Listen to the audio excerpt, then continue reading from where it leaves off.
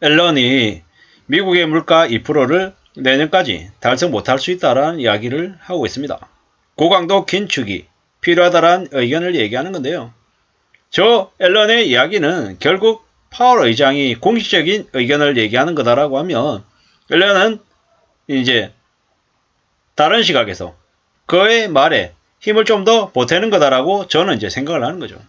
뭐 내년까지 미국의 물가를 2% 달성하는 걸 2%를 달성 못한다라고 하면 이는 어쩌면 2022년 뿐만 아니라 23년에도 금리를 가파르게 올릴 수 있다라는 해석으로 봐야 될 것 같다라는 겁니다.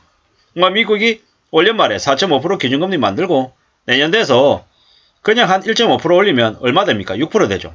2.5% 올리면요 7% 됩니다. 미국이 기준금리를 한 7%까지 가면 어떤 일이 벌어질까요?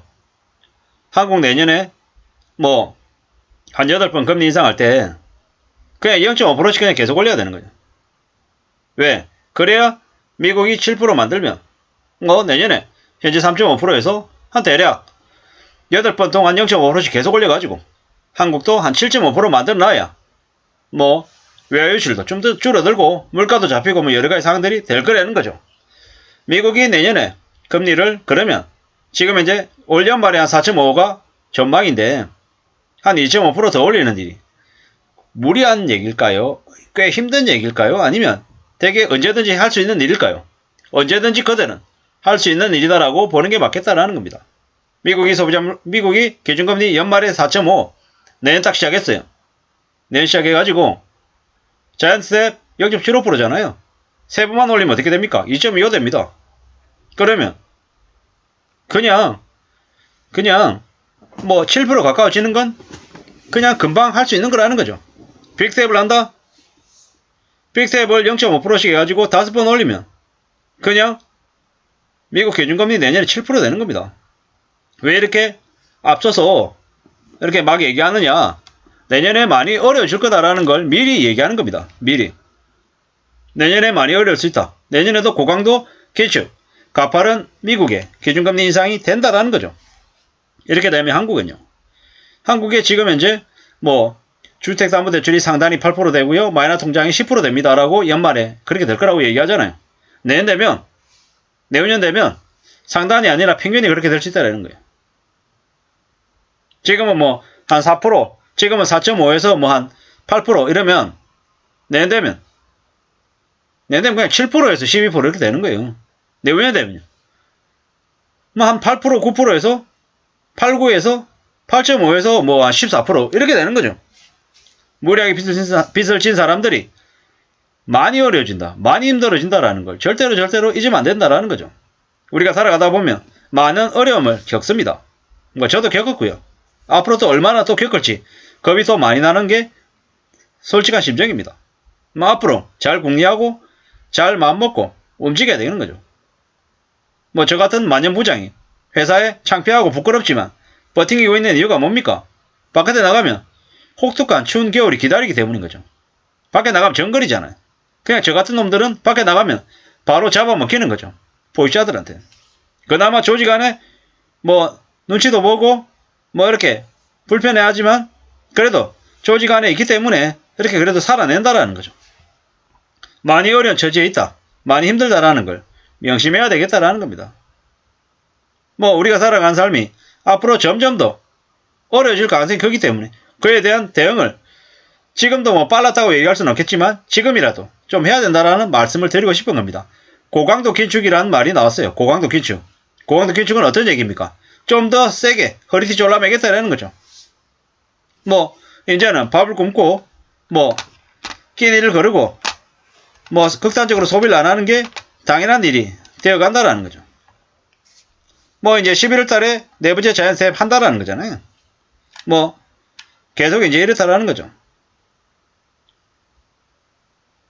지금 이제 코스피 2290이죠. 앞으로 또 어떻게 될까요? 코스피 점점 더 내려갈 거죠. 더 심하게 내려갈 거다라는 거죠.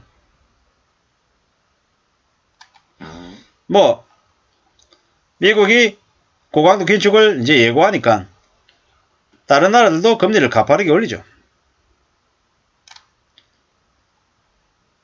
뭐 영국, 스위스, 필리핀, 인도네시아 등 기준금리 계속 올리고 있는 상황이죠. 우크라이나 전쟁도 여전히 끝나지 않고 계속 지속되고 있고요. 뭐 석유와 가스를 가지고 계속 이제 다른 나라들을 위협하고 있는 게 러시아입니다. 이런 상황들도 이제 봐야 되는 거죠. 앞으로 삶이 점점 더 어렵습니다. 뭐 미국의 물가가 2%까지 내려간다. 2.5%까지 내려간다. 이러려면 얼마나 걸릴까요? 얼마나? 내년에 가능할까요? 어렵다고 보는 거죠. 내후년에는요. 2024년에는 미국의 물가가 좀 내려가긴 할까요? 좀 두고 봐야 될 얘기죠. 제가 그냥 막연하게 이제 저 같은 이제 평범한 사람들이 그냥 제 느낌으로 2024년에도 물가가 쉽사리 내려갈 것 같지 않습니다. 금세 조정 안 될 것 같습니다. 조금 길게 갈 거다라고 말씀을 드리는 거죠. 그러면 어떻게 살아야 될까? 어떻게 움직여야 될까는 딱 정해져 있는 거죠. 우리가 벌써 피부로도 느끼잖아요. 피부로 느낄 정도인데 뭐 실제로 경제는 그럼 어떻다는 얘기입니까? 많이 안 좋다라는 거죠. 뭐 IMF 시즌2가 시작됐다라고 얘기하지만 너무 많은 얘기들을 하니까 그냥 그게 별일 아닌 것처럼 생각하고 또 느끼나 봅니다.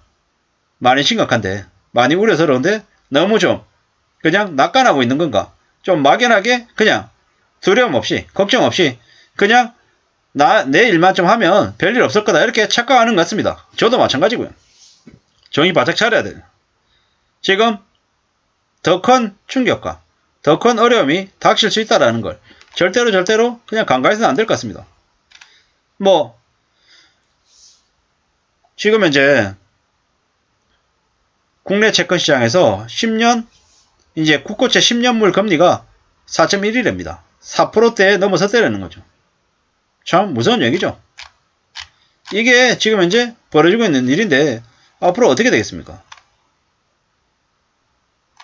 무서운 얘기입니다. 무서운 얘기.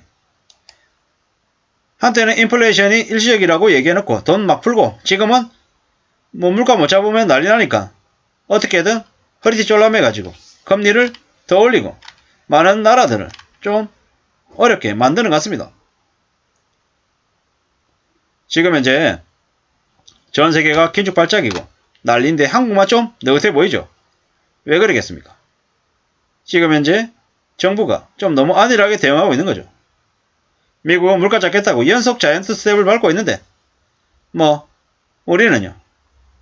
우리는 집값 내리는 게 걱정이 돼서 금리 인상도 좀 더디게 하고 부동산 규제도 풀고 있습니다. 뭐 이런 것들 때문에 물가와 금리와 환율과 이걸 모두 다 놓치고 있다는 이야기가 더 많습니다.